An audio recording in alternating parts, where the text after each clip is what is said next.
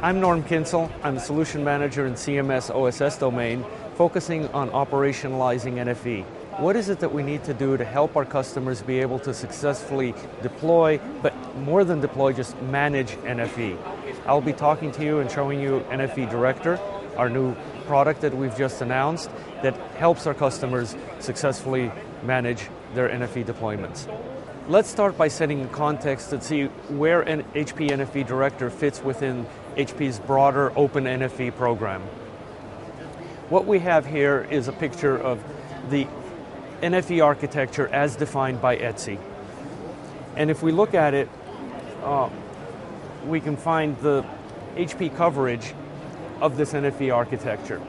What we have here is a picture of ETSI architecture as defined for the NFV and showing where different aspects of our Open NFV program fit. We have our next generation cloud system that provides the virtualized the physical infrastructure, the virtualized infrastructure, complete with Cloud OS as a virtual infrastructure manager.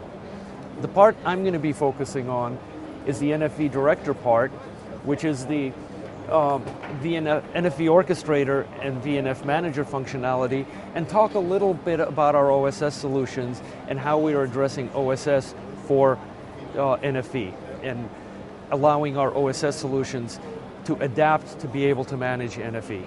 What we're going to show is basically three scenarios. How do we orchestrate the deployment?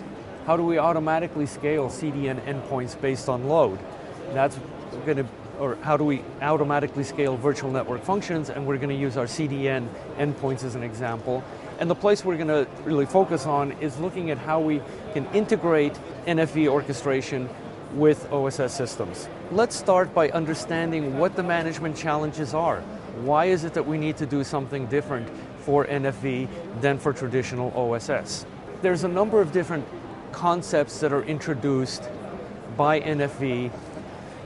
There's abstraction layers, there's new types of components, changes in lifecycle processes, faster service velocity, things happen a lot faster, as well as a real change that what is now device actually becomes a service, and that complicates a lot of traditional systems.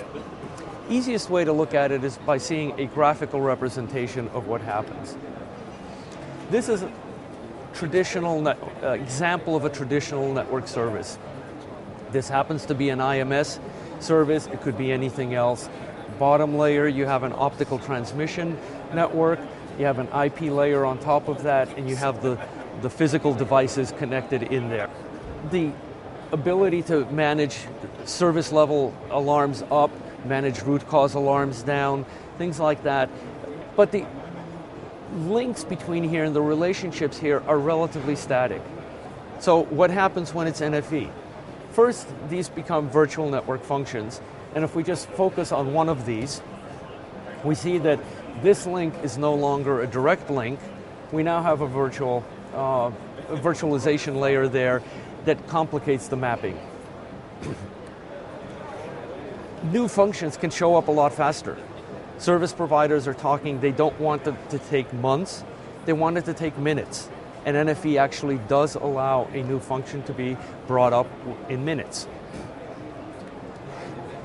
It's important to realize that some of these functions can remain and will remain for a long time as physical. So it's not a completely new world, it's a hybrid world. Virtual functions, physical functions have to work together.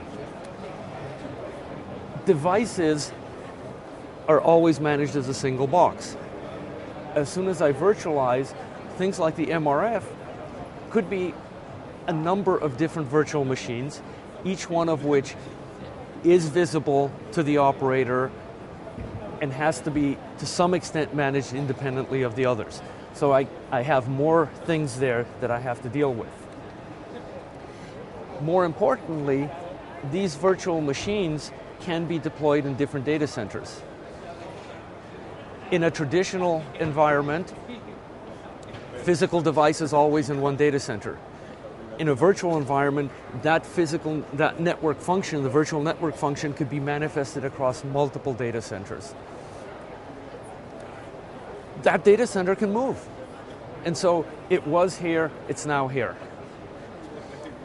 So not only do you have distribution, you have movement. And they can increase, so you can scale out and scale in. So those are some of the challenges that get introduced that make NFV a significantly more complex management. Let's look and understand what the business impact is on these things and why is it that we need something like network function NFV director to help the business to make NFV successful. Why is it that a number of operators have said orchestration is key to NFV? We've developed a couple of, or are developing some business cases to really understand and be able to put financial metrics to these things. These are still in development sample, that's why you don't see actual values here. This is more of a traditional NFV deployment. This business case we're looking at is actually a virtual CPE where, or enterprise virtual CPE, where the virtual functions run on small servers in the enterprise rather than having a rack of equipment deployed in the enterprise. And what we see with the gray line is traditional today's physical network, the way things are. As you see, operating costs or installation costs for the virtual network function increase quite dramatically. The orange line is if you just virtualize.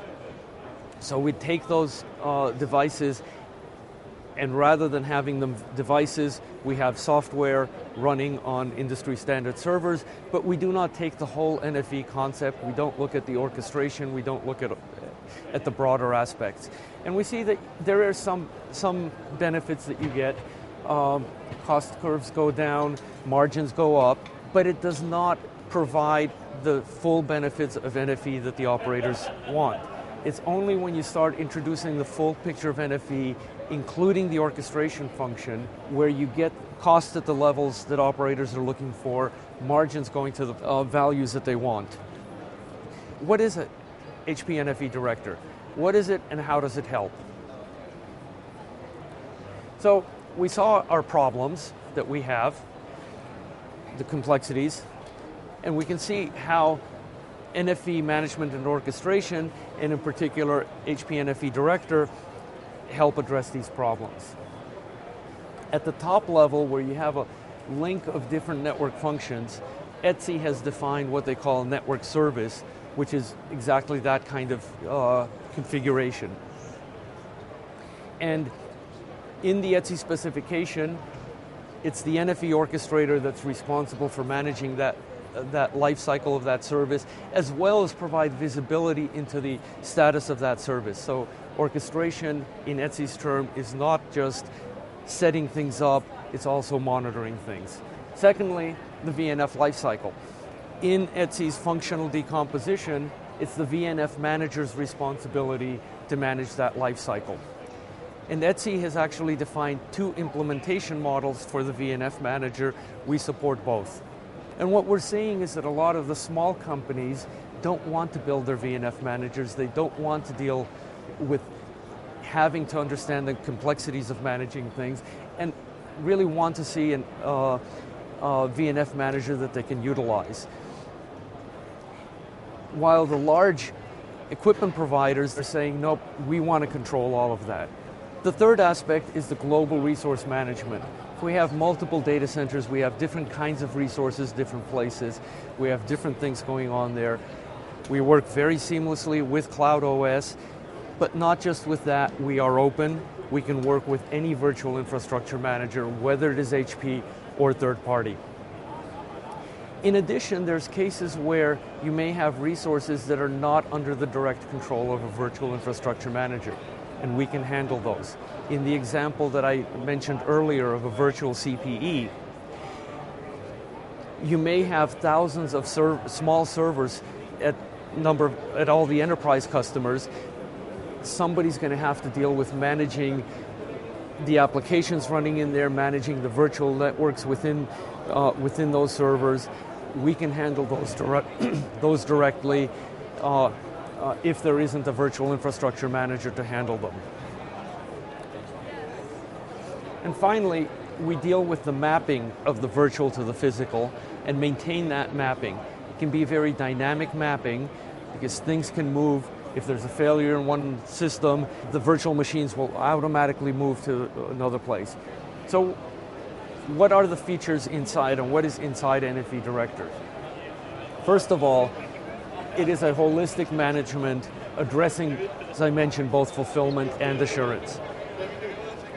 It's important to understand that NFV orchestration, as defined by ETSI, is not just a simple orchestration process. It's sometimes we get confused, see the name and think it's just workflow kind of automation. That is not what NFV orchestration is in the ETSI specification.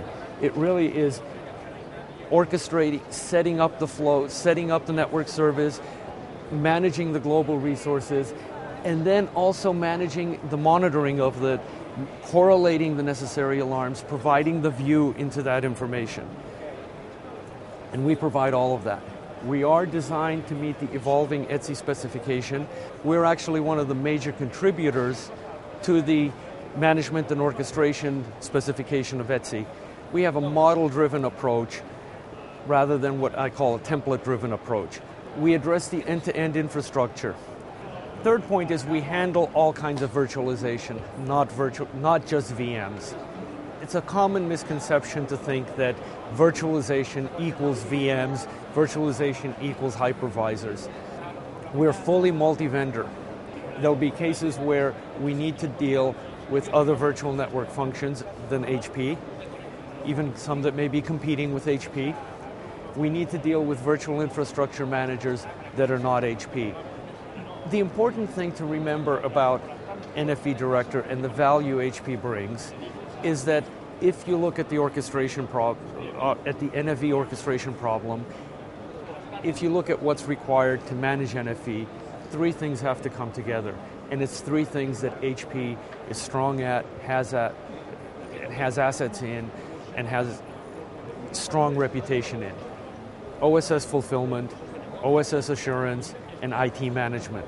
We bring those three things together, we bring those three strengths, which are exactly what is required to manage NFV. Let's take a look then at how NFV Director helps orchestrate a virtual network function. And for this, we're going to be using our multimedia service environment virtual network function. Our multimedia service environment is actually composed of multiple different components, connectivity and a link between all of those. And so there's a application server, there's VNF groups, there's a load balancer, there's an element manager. From our perspective, we really don't care what they are, we just need to understand the different pieces and how they fit together. So we have NFV Director underneath that, supporting it and monitoring it. So what we have here is the current console screen for NFV Director, and we're looking at the services that are currently deployed by tenant. And in this particular case, we have a number of tenants running the IMS service, and this is really based on a proof of concept we did with a telco that wanted each operating company to be defined as a separate tenant within a single system. So the tenants in this particular case are telcos, but they could be individual customers, whatever makes sense for the service provider. And if we can look at them, each one has the different components that I showed earlier. And we can look at these and look at the different details of what's available, how they've been provisioned, and where they are. Tenant 1, we have IVR interface deployed. We can open that up, see the different components that are there, and look at a component and notice, for example, that this one is deployed on vCenter. But tenant 3, different opco, based on the business rules, really needs to deploy on a different data center, different place, and in this particular case, they're deployed on KVM. That kind of decision and the ability to say these things deploy here, something else deploy somewhere else, are all taken care of by the NFV Director. In addition, Inside, if you were to look into KVM or into vCenter, you'd see that where these different VMs should not be on the same machine, we've actually made sure they're separated out so that if you have redundant components running for reliability, they're not both located on the same server, giving you a single point of failure. And again, the full demo demonstrating how this actually does work and expanding out, contracting in components is part of our IMS demo. So HP's virtual CDN consists of a number of different components. We have a control plane, control service nodes, and importantly, delivery regions that include endpoints. These endpoints are virtual network functions that can scale out, that have the ability to handle the load. And the CDN demo itself demonstrates this live, demonstrates adding load. And again, we have NFV Director handling that, monitoring that, taking care of all of that. Within NFV Director, we orchestrate the deployment of the virtual network function. We also make sure that we monitor the information. So we collect all the information through our resource monitoring capabilities. We monitor then the endpoints for congestion. When the rules say there's congestion, we take that and say, we need to do something about this congestion. And completely automatically, we say, okay, based on the rules, based on what happened, scale out, create a new endpoint. Upon further monitoring, we notice that load has dropped. We could now handle it with one endpoint instead of two. And again, automatically go back and scale in that endpoint and shut it down, saving power, allowing those resources to be used for something else. So let's look at our CDN view. And we have a CDN. Now, we could create manually new endpoints, and that's very easy. Just come in and say that we want to create a new endpoint. And as NFV directors checking different rules, different processes, endpoint is created. Our map gets updated, and we have our new endpoint. If we want to find out details about it, we can see the inventory details we have of the new endpoint or any other component there. The other thing we can look at, where does this information come from? How did we determine that we need to scale? And that's part of the monitoring we've set up, and so I can take a look. This data is not live because we don't have a CDN system behind this demo, but it shows a view of all the different components that we're monitoring, automatically setting up these monitoring points. But just seeing the current status is not sufficient for really managing virtual network functions. So what we do from NFV Director is we push the data out or make the data available to a data analytics engine. And we can see that we've taken this data and sent it off to data analytics engine. The data analytics engine is not part of NFV Director. We can integrate with HP, we can integrate with third party if the customer already has something. This spike here is Super Bowl Sunday spike for our video, and we need to make sure that we need to plan for that. We need to make sure that these kinds of activities are planned. So there's really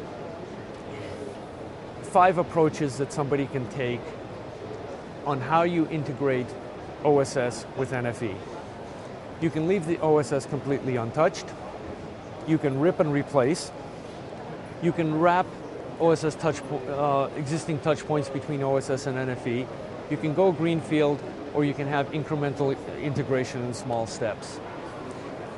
Leaving the OSS untouched is not going to work. Rip and replace, if you say you need to rip and replace parts of your OSS to introduce NFV, it will never be introduced. There's too much complexity there. It won't happen. Wrapping existing touch points will probably not work because most OSS APIs may not have the right matching requirements. There are no greenfield opportunities at this point, so that's not realistic. The approach we're looking at and the approach we're demonstrating is actually intelligent integration, small steps, what needs to be done first, how do we need to bring things together. And in this case, what we have is a traditional VPN service. That VPN service is consisting of an underlying SDH layer with an IP MPLS on top of that, and that's providing to a customer. And so that's an existing service the service provider has, managed by existing OSS. But as a service provider, we said, let's add a new component to that customer service. We're going to offer VoIP services, and we're going to do it by including a virtualized VoIP server. So we now have a virtualized component with a traditional component. This is orchestrated by NFV Director. This is managed by the existing OSS. How do they work together? From the high-level view, you have the customer layers handled by the business support systems. You have OSS layers, and then you have resources. As soon as you introduce virtualization, a new layer gets introduced, and it adds complexity and adds connections between the virtualized components and the virtualized infrastructure and the real infrastructure. In the fulfillment case, we have our traditional OSS fulfillment aspects. An order comes in, and there's the usual order decomposition, and you're going to have things like design and assign. MPLS network is going to have to get, the VPN is going to have some aspect of design. And activation steps, at some point you'll say, this is a virtual network function that I need to deal with. NFV Director, please take care of this. NFV Director will then take care of doing all of the orchestration of the virtual network functions, everything that needs to be done there. And then the inventories can be updated within the traditional OSS. Importantly though, there's a link here, but we don't take all of the virtualized information and update it into the inventory. We keep a lot of it here. So we have things set up so that this inventory system knows enough of the information for what it has to do and federates with the inventory inside NFV Director, asking NFV Director for details when details are needed there. What we have here is HP's Unified OSS Console. This is our console into the integrated fulfillment assurance view. We have our real-time alarms, we have our customer service alarms, and we have a view of our service over here. Everything's working fine, but we're going to introduce a server overload alarm. We see our alarm here, and more importantly, we see that we've done service impact analysis and we have a number of customers that are impacted on this. As the operator, want to go and look at it in more detail, see what can we do to fix it. So we take a closer view and see that the network root cause is really the VoIP server. So let's understand that a little more. And we see that this is a virtualized NFV VoIP server function, and CPU load is over 80%. So is there something we can do about it? We can drill down into console, and all of a sudden we seamlessly enter into NFV Director. We are now looking at NFV Director without having to somehow navigate into that and see that, okay, the CPU load is about threshold limits. We're using 2 cores right now, and we can actually expand that. We have capacity. And again, this is a manual process. This could be automated if the service provider wanted it automated. So we can take that and say, let's expand it to 6 cores, and NFV Director is going through, making the work, assigning the cores, expanding the cores, and taking care of the problem. And we see now that the alarms have been cleared, service impact alarms have been cleared, problem has been resolved on that.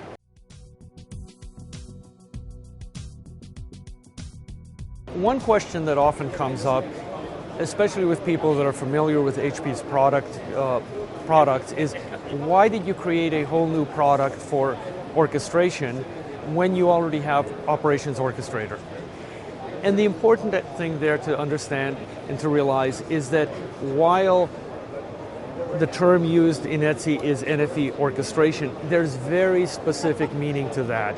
It is not orchestration or just orchestration in terms of workflow. It's not even primarily orchestration in terms of workflow. What it really is understanding things like that global resource management, understanding the fulfillment and the assurance aspect. So don't get confused by the name.